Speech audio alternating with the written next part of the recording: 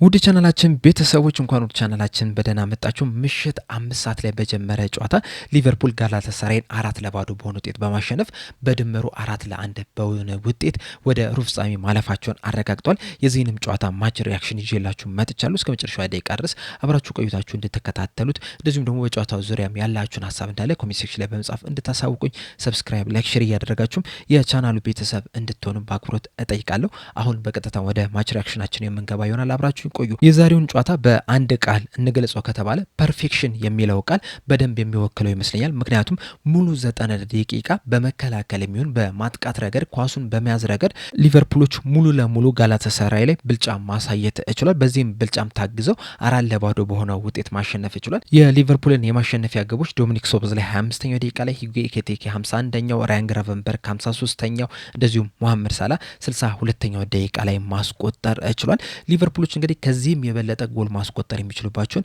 የተለያዩ አጋጣሚዎች አግኝተው ነበር። በተለይ ደግሞ የመጀመሪያው አጋማሽ ላይ በተደጋጋሚ ጋላታሳራዮችን ሲያጠቁ ተመልክተናል። በተለይ በዋነኝነት ከ24ኛው ደቂቃ እስከ 36ኛው ደቂቃ አካባቢ ድረስ ሊቨርፑሎች ሙሉ ለሙሉ በጋላታሳራይ የግብ ክልል ላይ ነው የነበሩት። እንደውም በአብዛኛውም ራሱ በጋላታሳራይ ቦክስ ውስጥ ነበር ጊዜያቸውን ሲያሳልፉ የነበሩት።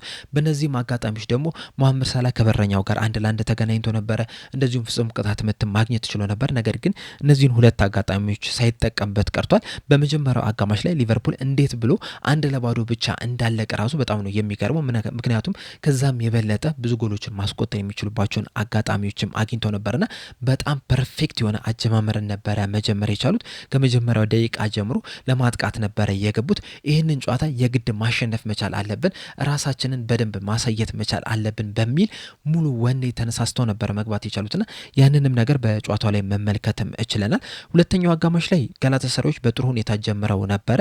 በተለይ ደግሞ የመጀመሪያዎቹን 5 ደቂቃዎች ላይ ሊቨርፑልን ለማጥቃት እንደዚሁም ጎል ለማስቆጠር የተለያዩ እንቅስቃሴዎችን ሲያደርጉ ነበር። ነገር ግን ደግሞ ያ እንቅስቃሴያቸው ብዙም አልቆይም። ሂጉ ኤኪቲኬ 51ኛው ደቂቃ ላይ ጎል አስቆጥሮ ይህ እንቅስቃሴያቸው እንዲያከተም አድርጎታል። እቺ ጎል ከመቆጠሯ በፊት ራሱ የሊቨርፑልን እንቅስቃሴ ከተመለከታችሁ በጣም ምርጥ የሚባል ነበረ። ማካሊስተር በጣም በሚያስገርም ፓስ ለሞሐመድ ሳላ በአንድ ተች ነበረ ማቀበል የቻለው። ሞሐመድ ሳላም ለሂጉ ኤኪቲኬ በአንድ ተች ነበረ ማቀበል የቻለውን ብዙ ንክኪዎች ያልበዙበት ቅብብል እንደዚሁም ደግሞ በአንድ ተችም የተቀባበሉበት ሁኔታን የተመለከት ነው። በጣም ጥሩ የሚባልም እንቅስቃሴ ነበረ ማድረግ የቻሉት። በዚህም እንቅስቃሴ ለሊቨርፑል ሁለተኛውን ግብ ሂጉ ኤኪቲኬ ማስቆጠር ችሏል። ከዛ ብዙም ሳይቆየም እንግዲህ ከ2 ደቂቃ በኋላ ራያን ግራቨንበርግ ተጨማሪ ጎል ማስቆጠር ችሏል። ይችም ጎል ከመቆጠራ በፊት ፍሎሪያን ቪርትዝ ለሞሐመድ ሳላ በጣም ድንቅ የሚባል አሲስት ነበር ማድረግ የቻለው። ሞሐመድ ሳላም ጥሩ የሚባል ሙከራም አድርጎ በረኛው ሊያድኑበት ችሏል። ከዛ በረኛው የተፋውን ነው እንግዲህ ራያን ግራቨንበርግ ወደ ግብነት መቀየር የቻለው። እቺ ጎል ከተቆጠረች በኋላም የሊቨርፑል ፕረስ አልቀዘቀዘም፣ በዛው ነበር ሲቀጥሉበት የነበረው። በዛም አማካኝነት እንግዲህ የጋላታሳራይ ተጫዋች ራሱ ላይ ግብ አስቆጥሮ ነበር። ነገር ግን ቫር ኦፍሳይድ በሚል ያችን ግብ ሊሽራት ችሏል እንጂ ምናልባትም ሊቨርፑል 5ኛ ጎል ማስቆጠር የሚችልበትም አጋጣሚም አግኝቶ ነበረ። ከዛ በኋላም እንግዲህ 61ኛው ደቂቃ ላይ ሞሐመድ ሳላ 4ኛውን ግብ ማስቆጠር ችሏል። እችን ግብ ከተመለከታችሁ ራሱ የፍሎሪያን ቪርትዝ አሲስት በጣም የሚገርም ነበረ። የሞሐመድ ሳላህም ግብ በጣም አስገራሚ የሚባል ነበረ። በዚህችም ግብ አማካኝነት ሞሐመድ ሳላ በሻምፒዮንስ ሊግ ያስቆጠራት 50ኛ ግብ ሆና ተመዝግባለታለች። ለሊቨርፑልም እንግዲህ በሻምፒዮንስ ሊግ 47 ግቦችን ማስቆጠር ችሏልና አጠቃላይ በሁለተኛው አጋማሽ ላይ የነበረው የሊቨርፑል ፕረስ በጣም አስደናቂ የሚባል ነበረ። በሙሉ 90 ደቂቃም ሊቨርፑሎች ያሳዩት እንቅስቃሴ በጣም አስገራሚ የሚባል ነበረ። አንዳንድ ስታቶችን ከተመለከተን በሙሉ 90 ደቂቃ ሊቨርፑሎች 62% ኳሱን መቆጣጠር ችለው ነበረ። 5.02ም ኤክስፔክተድ ጎል ማስመዝገብም ችሏል። 32 ሙከራዎችን አድርጓል። ከነዚህ 32 ሙከራዎች ደግሞ 16ቱ ኢላማውን የጠበቀ ሙከራ ነው። በሻምፒዮንስ ሊግ ታሪክም ለሊቨርፑል ከፍተኛ ሆኖ ተመዝግቦላቸዋል ይህም ሙከራ። እንደዚሁም ደግሞ 8 ትልልቅ እድሎችን መፍጠር ችሎ ነበረ።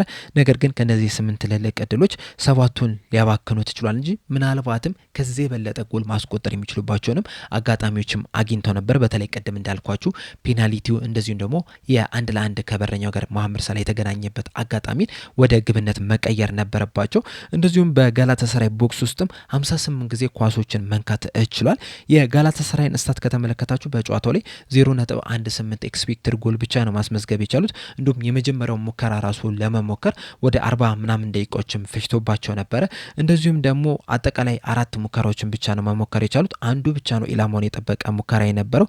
እንደዚሁም ደግሞ በሊቨርፑል ቦክስ ውስጥ 5 ንክኪዎችን ብቻ ነው መንካት የቻሉት። ምንም አይነት ትልልቅ እድሎችም መፍጠር አልቻሉምና እነዚህን ስታቶች ቁጥራዊ መረጃዎችን ስንመለከት ምን ያህል ሊቨርፑሎች በጨዋታው ላይ ከፍተኛ ተጽዕኖ ፈጥረው እንደነበረ ከፍተኛ ብልጫም አሳይተው እንደነበረ መመልከት እንችላለን። በመጀመሪያው አጋማሽ ላይ እንግዲህ ጋላታሳራዮች ብዙ ኳሶችን ለማባከን ጥረት ሲያደርጉ መመልከት ይችላል። በተለይ ሊቨርፑሎች የመጀመሪያውን ግብ በሳውዝ ላይ አማካኝነት ከማስቆጠራቸው በፊት ወደ 3-4 አጋጣሚዎች ላይ ተጎድተናል በሚል ጊዜ ሲያባከኑ መመልከት ይችላል። በእርግጥ ይሄ ነገር በጋላታሳራይ ብቻ አይደለም የተጀመረው። ከዚህ ቀደምም እንግዲህ በተለያዩ ክለቦች የሊቨርፑልን ሪትም ለማስቆም ወይም ደግሞ ለማቋረጥ እንግዲህ ጥረት ሲያደርጉ የተመለከትንባቸው የተለያዩ ጨዋታዎች አሉ። ነገር ግን በዚህ ጨዋታ ላይ ያ ጥረታቸው ሳይሳካ ቀርቷል። ምክንያቱም ሊቨርፑሎች ጨዋታውን 4-0 በሆነ ውጤት በማሸነፋቸውና በአጠቃላይ እንደ ቡድን በጣም ምርጥ የሚባል እንቅስቃሴን ማድረግ ይችላል። እንደ ግልም ሁሉም ተጫዋቾች አስደናቂ የሚባል ምሽትን ነው ማሳለፍ የቻሉት። በእርግጥ ይህ ማለት በጣም ፐርፌክት ነበሩ ማለት አይደለም። አንዳንድ መስተካከል ያለባቸው ነገሮችን በጨዋታው ላይ ተመልክተናል። አሁን ለምሳሌ ዩጌ ኪቴኬ ሰልፊሽነት ሲያጠቃው የተመለከትንባቸው አጋጣሚዎች አሉ። በቀላሉ ማቀበል ሲገባው ራሱ ለመጠቀም ያልሆነ ልፋትን ሲለፋ የተመለከትንባቸው አጋጣሚዎች አሉ። እንደዛም ቢሆንም ግን በጣም ምርጥ ምሽትን ማሳለፍ ይችላል። በጨዋታው ላይ ጎል ማስቆጠርም ይችላል። የተለያዩ ተጽዕኖችም ሲፈጥር መመልከት ችለናል። እንደዚሁም አሰልጣኝ አርነ ስሎትም ትክክለኛውን ታክቲክ በዚህ ጨዋታ ላይ መተግበር ይችላል። በጨዋታው ላይ ሊቨርፑሎች ከጋላታሳራይ በበለጠ ብዙ ሲሯሯጡ መመልከት ችለናል። በቶተናም ጨዋታ ላይ የምታስታውሱ ከሆነ ሊቨርፑሎች በቶተናም ብዙ በመብረጥ ተበልጠው ነበረ። ከዛ በኋላ አሰልጣኙ እንደ ምክንያት ያደረጉት ብዙ ኳስ ስለያዘን ነው በሩጫ የተበለጥ ነው የሚል ነገርን አስቀምጠው ነበረ።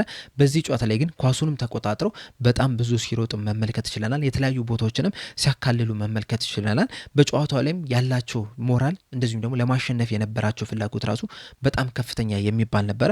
ከአሰልጣኙ ራሱ ይህንን ነገር ስንመለከት ነበረ። በተለያዩ ውሳኔዎች ላይ ሲያሳዩ የነበሩትን ሪያክሽን ስንመለከት ራሱ ይህንን ጨዋታ አሸንፈው ወደ ቀጣዩ ዙር ማለፍ እንደሚፈልጉ ደጋፊዎችንም ማስደሰት እንደሚፈልጉ ሲያሳዩ ነው የነበሩትና በጣም ምርጥ የሚባል ምሽትን ማሳለፍ ችሏል። ደጋፊውም እንግዲህ ከሊቨርፑል እንደዚህ አይነት ጨዋታን ነበረ ሁልጊዜም የሚፈልጉ። በተለይ ደግሞ በዚህ ሲዝን ከሊቨርፑል ተጫዋቾች ሲፈልግ የነበረው ሲጠብቅ የነበረው ዲማንድ ሲያደርግ የነበረው እንደዚህ አይነት ጨዋታዎችን ነው። ለማሸነፍ ከፍተኛ መነሳሳት ያለው ቡድን እንደዚሁም ደግሞ ፈጣን ጨዋታ የሚጫወት ቡድንን ማየት ነበረ ሲፈልግ የነበረውና በዚህ ጨዋታ ላይ ቱንም በደንብ መመልከት ችለናል። ከፍተኛ የሚባል ተነሳሽነት በተጫዋቾቹ ዘንድ ነበረ።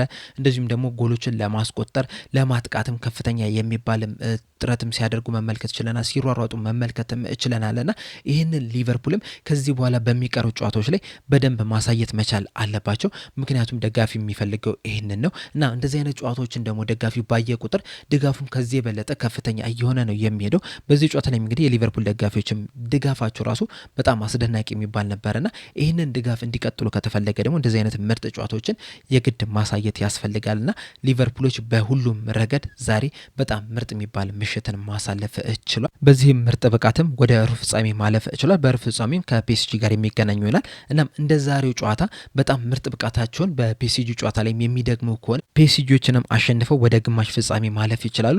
እንደዚሁም በግማሽ ፍጻሜ ማንንም ይግጠሙ ማንን ያንንም ቡድን አሸንፈው ወደ ፍጻሜ ማለፍ ይችላሉ። በፍጻሜም የዋንጫ ባለቤት መሆን የሚችሉበትም አቅም እንዳላቸው ነው የተመለከትነውና ይህንን ብቃታቸው ግን በቀጣይ ጨዋታዎች ላይ በደንብ ማሳየት መቻል የሚኖርባቸው ይሆናልና በአጠቃላይ ሊቨርፑሎች ዛሬ በጣም አስደናቂ የሚባል ምሽትን ማሳለፍ ችሏል። እናንተስ በዚህ ጨዋታ ዙሪያ ያላችሁ ሀሳብ ምንድን ነው? ሀሳባችሁ እንዳለ ኮሜንት ሴክሽን ላይ በመጻፍ አሳውቁኝ። ለአሁን እኔ እዚህ ላይ አበቃው። በቀጣይ እንግዲህ በነገው ዕለት ተጫዋቾቹን እንደዚሁም አሰልጣኙ የሰጡትንም አስቴት እናንተም የሰጣችሁትን አስቴት ይዤ የምመጣ ይሆናል። እስከዛው ድረስ ግን እስከ መጨረሻ ደቂቃ ድረስ ስለተከታተላችሁኝ ከልብ አመሰግናለሁ። በቀጣይ እስከምንገናኝ ድረስ ሰብስክራይብ፣ ላይክ፣ ሼር ማድረግ እንዳትረሱ። ቸር ያቆየን።